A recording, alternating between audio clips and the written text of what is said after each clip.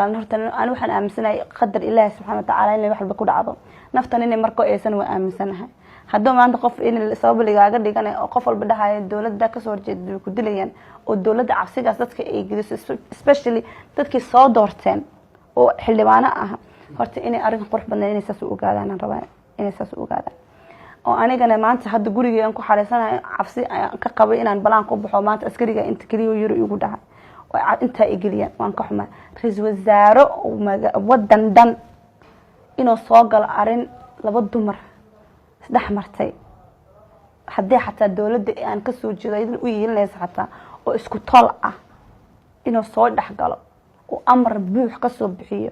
oo askarigii markii soo la soo daminta oo xiro oo asagana maadaama degan midif la ahay wax sheekada qabiil u bedelo laakiin hal qabiilna istagaashay inuu soo dhaxgalo inta ma ka filinayna wasaaro horta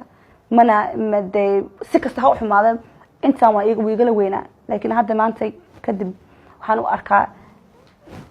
it's just wax kastan ka filanaya markaa kadib